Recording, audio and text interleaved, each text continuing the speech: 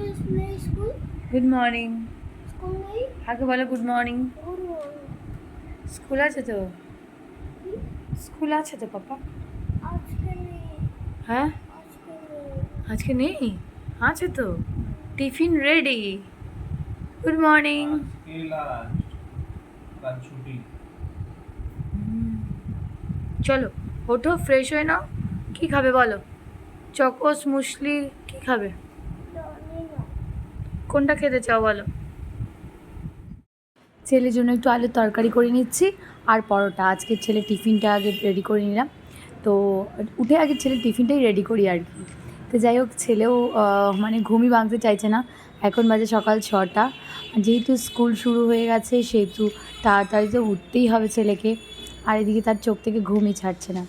তো ছেলে আজকে সকালবেলা একটু মানে কর্নফ্লেক্স খাইয়ে পাঠাবো। তো কখনো কর্নফ্লেক্স কখনো মুসলি এসব খেয়েও সকালবেলা যায়। তো ছেলের টিফিনটা ওদিকে রেডি হয়ে গেছে, আর এদিকে দুধটা ঠান্ডা হতে হতে চলো টিফিন বক্সগুলোকে ঢুকিয়ে নিই। এটা সবার আগে ইম্পর্টেন্ট, ছেলের ব্যাগ আগে আমি চেক করি সবটা ঠিকঠাক দিয়েছি কি না। আর টিফিনটা অবশ্যই জলের বোতলের সাথে, মানে প্রত্যেকটা জিনিস ঠিকঠাক আগে দেখে নিই। ওয়াটার বটল, টিফিন বক্স, বই, মানে সব কিছু আমি আগে মানে এর ভীষণভাবে নজর দিই আর কি। কারণ একটা কিছু মিস হয়ে গেলে না, ওদের স্কুলে একটা সমস্যা আছে, পরে নিয়ে গেলে সেটা রিসিভ করতে চায় না, বিশেষ করে টিফিনটা। তো সেই জন্য সকালে উঠে আগে আমার এটা টেনশন, টিফিন তৈরি করে আগে টিফিনটা ব্যাগে পুরতে হবে। তো যাই হোক, ছেলেকে আগে রেডি করে নিই। তার সাথে তোমাদের সাথে অনেক কিছু শেয়ার করার আছে। মাঝখানে অনেক দিন আমি ব্লগে কিছুই শেয়ার করিনি। আমি বাড়ি থেকে চলেও এসেছি, মানে শুধু যাওয়ার ভিডিওটা দিতে পেরেছি। তারপর থেকে আমি এতটাই ব্যস্ত ছিলাম, মানে তোমাদের সাথে আমি শেয়ার করতে পারছি না। অনেকটাই ব্যস্ততা, সবটাই আজকে তোমাদের বলবো। তো তার সাথে আগে ছেলে স্কুলে চলে যাক, তারপর তোমাদের সাথে বাকি গল্পগুলো করা যাবে।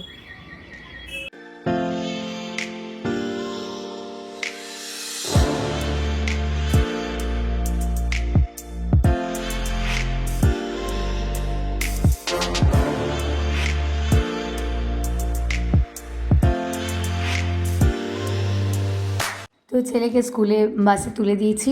তারপর চলো একটু চাটা খেয়ে নিই। সকালবেলা থেকে এত তাড়া থাকে না, চা, ড্রাই ফ্রুটস কিছুই খাওয়ার সময় থাকে না। তো যাই হোক, এসে নিয়েই সবটা করতে হয়। ছেলেকে স্কুলে পাঠিয়ে দিলে একটা নিশ্চিন্ত। তো যাই হোক, তোমাদের সাথে অনেক কিছু শেয়ার করার আছে। প্রথমত বলবো, আমি বাড়িতে এবার 7 দিন মতো ছিলাম। বেশি দিন থাকতে পারিনি, তার কারণ ছেলে স্কুল খুলে গেছে, খুব কম সময় নিয়ে এবার বাড়িতে গেছিলাম। তো যেহেতু জামাই ষষ্ঠী সেই জন্যই গেছিলাম। তো যাই হোক, তোমাদের সাথে মাঝখানে অনেক কিছু শেয়ার করতে পারিনি।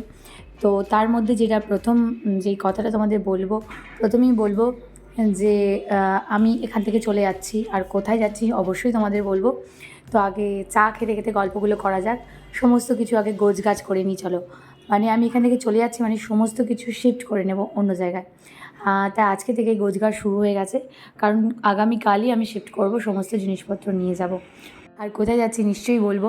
তো তার সাথে প্রথমে বলবো, এই ঘর শিফট করা কতটা যে ঝামেলা, সেটা মানে যারা করে তারা খুব ভালো বুঝতে পারবে যে কতটা কাজ, কতটা মানে কষ্ট। তো সেই জন্য আমি আগে কী করছি, ছোটোখাটো জিনিসগুলো, ছেলের খেলনাগুলো সব আলাদা আলাদা করে দুজন মিলে বসে গেছি এগুলো মানে ঠিক করতে। তো যাই হোক, আশেপাশে হয়তো অনেক আওয়াজ তোমরা পাচ্ছ, মানে এত উপরে ড্রিল মেশিনের কাজ হচ্ছে এদিক ওদিক। আমি মানে তারপরে আমার গলাও মাঝে মাঝে বসে যাচ্ছে, মানে হয়তো ভয়েস দিতে আমার নিজেরও কষ্ট হচ্ছে, প্লাস চারিদিকের আওয়াজে হয়তো তোমাদের শুনতেও একটু কষ্ট হতে পারে। যাই হোক, তোমরা একটু কষ্ট করে শুনে নিও। তো তারপর যেটা বলছিলাম, ছেলের খেলনাগুলো আগে আলাদা করছি, কারণ ছেলে আমার যেখানে যায় না কেন সবার আগে গিয়ে খেলনা খুঁজবে। তো সেই জন্য ছেলের খেলনাগুলো আগে আলাদা করে নিয়েছি। এরপর বাকি জামা কাপড় যেগুলো আছে ওগুলো আগে আমি ট্রলিতে নেব, কিছু পেটিতে নেব, কারণ এত জামা কাপড়, এত সোয়েটার, এত কিছু না, ওই শুধুমাত্র ট্রলিতে হবে না, আমাকে পেটিতেও ঢোকাতে হবে। তো এখানে কিছু কম্বল টম্বল রাখা আছে, এগুলো যারা শিফট করার জন্য লোকেরা আসবে তারাই বার করে নেবে। কিন্তু জামা কাপড়গুলো আমি নিজেই গুছিয়ে নিই, তার কারণ তাদের হাতে দিতে না খুব একটা ভালো লাগে না। আমার মনে হয় জামা কাপড়গুলো নিজেরাই গুছিয়ে নিলে আমার নিজেরও খুঁজে পেতে সুবিধা হবে, আর জামা কাপড়ে ভাঁজটাও নষ্ট হবে না। তারা তাড়াহুড়ো করে ঢোকালে জামা কাপড়গুলো উল্টো পাল্টা করে ঢোকাবে।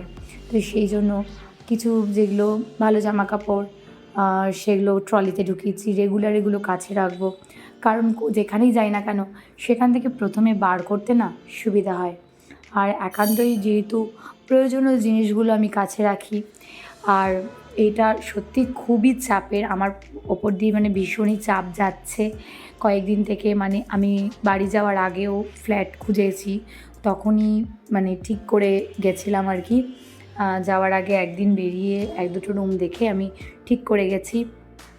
তো এখন এসে নিয়ে, মানে বাড়ি থেকে এসে নিয়ে আমি আর রেস্ট পাইনি, মানে ট্রেন জার্নি করে এসেও আমি আর কোনো রেস্ট পাইনি। এসে নিয়েই না গোছগাছ শুরু হয়ে গেছে।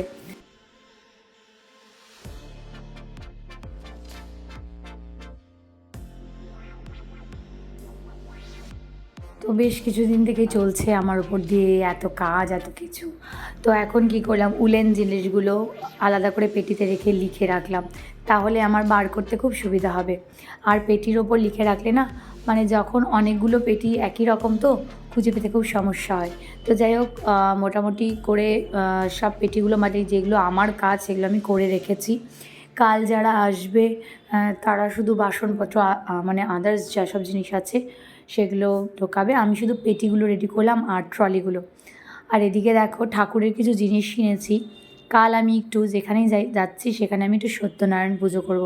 কাল খুব ভালো একটা পূর্ণিমা আছে, তো তার জন্য আমি একটা এরকম ঘণ্টা কিনেছি, একটা একটু বড় সাইজের থালা, গ্লাস আর একটা এরকম গামলা কিনেছি। সত্যনারায়ণ পুজোতে সিন্নিটা দিতে হবে, তো সেই জন্য একটা বড় সাইজের পেতলের গামলা কিনেছি। যাই হোক, বাসন হিসেবে খুব একটা জ্ঞান আমার নেই, তাও যেটুকু পেরেছি, এখন একা আছি তাই কিনতেই হবে। কিছু কিচেন টাওয়াল কিনেছি। তো যাই হোক, তার সাথে আরেকটা জিনিস কিনেছি, এই যে বাসন রাখার একটা র্যাক, বাসন রাখার এরকম একটা র্যাক কিনেছি। আর তার সাথে আরেকটা কৌটো রাখার, দুটো কিনেছি। তো কেমন হয়েছে এগুলো অবশ্যই কমেন্ট করে তোমরা জানিও, আমি আদতেও কিনতে পেরেছি কি না। আর হচ্ছে এই একটা কৌটো রাখার একটা র্যাক কিনেছি। তো বন্ধুরা, ভিডিওটি কেমন লাগলো অবশ্যই লাইক এবং কমেন্ট করে জানাবে। অবশ্যই চ্যানেলটিকে সাবস্ক্রাইব করে দেবে। দেখা হবে তোমাদের সাথে পরের ভিডিওতে। চলো আজকের মতো বাই।